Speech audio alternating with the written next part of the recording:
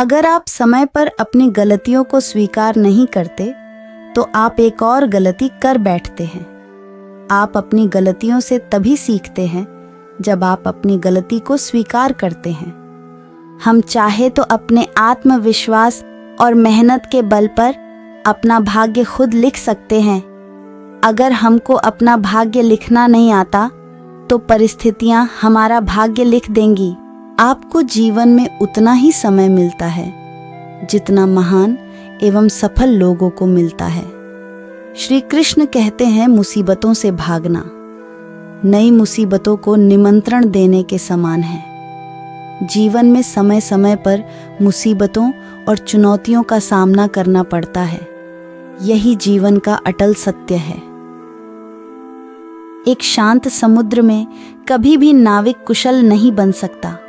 विश्वास वो शक्ति है जिससे उजड़ी हुई दुनिया में प्रकाश लाया जा सकता है।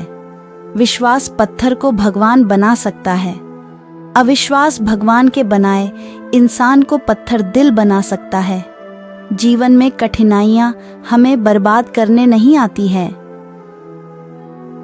बल्कि ये हमारी छुपी हुई शक्तियों और सामर्थ्य को बाहर निकालने में हमारी मदद करती है। कठिनाइयों को ये जान लेने दो कि आप उनसे भी ज्यादा कठिन हो। किसी डिग्री का ना होना दरअसल फायदेमंद है। अगर आप इंजीनियर या डॉक्टर हैं तो आप एक ही काम कर सकते हैं, पर यदि अगर आपके पास डिग्री नहीं है तो आप कुछ भी कर सकते हैं। बारिश के दौरान सारे पक्षी आश्रय की तलाश करते हैं, लेकिन बाज बादलों के ऊपर उड़कर बारिश को ही अवॉइड कर देता है। ब्रह्मांड की सारी शक्तियां पहले से ही हमारी हैं। वो हम ही हैं जो अपनी आंखों पर हाथ रख लेते हैं, फिर रोते हैं कि कितना अंधकार है। अगर आप उन बातों एवं परिस्थितियों की वजह से चिंतित हो जाते हैं जो आपके नियंत्रण में है ही नहीं, तो इसका परिणाम समय की बर्बादी और भविष्य का पछतावा है। श्री कृष्ण कहते हैं, जो एक बार अपमान सह ले वो मनुष्य है जो 2 बार अपमान सह लेता है, महात्मा है। और जो तीसरी बार अपमान सहता है वो व्यक्ति मूर्खों की गिनती में आ जाता है।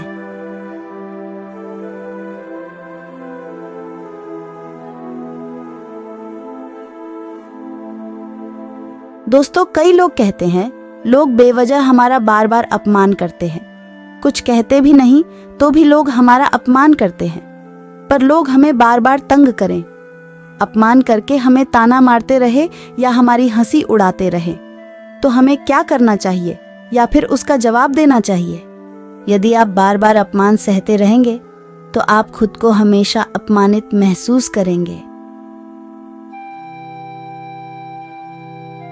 पर जो इंसान चुप होकर अन्याय को, अत्याचार को सहता है वो भी पाप का भागी है, क्योंकि अत्याचारी को, अन्याय को पहली बार में रोक दिया जाए तो उसकी हिम्मत बढ़ेगी नहीं। अगर हम उसे छूट दे देंगे, उससे कुछ नहीं कहेंगे, अगली बार वो हमें और सताएगा। इसलिए आपका धर्म है अपने सम्मान की रक्षा स्वयं करें। दुनिया में सबसे महंगी चीज होती है सम्मान। पर जो इंसान चुप होकर अन्याय को, अत्याचार को संभव है। क्या कोई व्यक्ति पानी में उतरे बगैर तैरना सीख सकता है? ठीक उसी प्रकार जब आप लोगों की बातों का उत्तर नहीं देंगे, जवाब नहीं देंगे, बात करना कैसे आएगा? आप ऐसे चुप करके सहते जाएंगे तो कैसे बात कर पाएंगे? याद रखना, ऐसे ही आप हर किसी की बातों को छुप कर सहते रहोगे तो आप जिंदगी भर अपमानित होते रहोगे। प्रेम भाव से, सहज भाव से लोगों को उत्तर देना नहीं आता, क्रोध करना आता है, झगड़ा करना आता है। आपको इन्हीं बातों का अभ्यास करना है। बिना आवेश में आए सहज भाव से हमें अपने स्वाभिमान की रक्षा करनी है। तीसरी बात, बुरे लोगों से, बुरी संगत से दूर रहिए। ऐसे लोग किसी को खुश नहीं देख सकते। ऐसे लोगों को दूसरे लोगों की खुशी से ईर्ष्या होती है। इन 3 बातों को जीवन में उतारेंगे, कोई भी व्यक्ति आपको अपमानित नहीं कर पाएगा।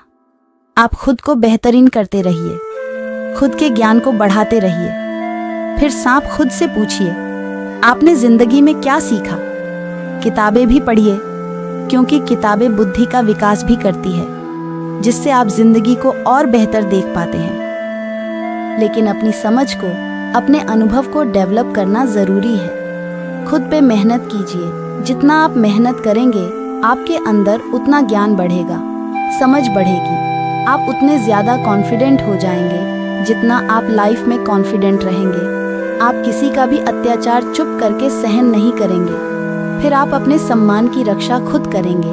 दोस्तों, ये वीडियो यही समाप्त होती है। यदि श्री कृष्ण के ये विचार पसंद आए हैं तो वीडियो को लाइक, शेयर, सब्सक्राइब करना न भूलें।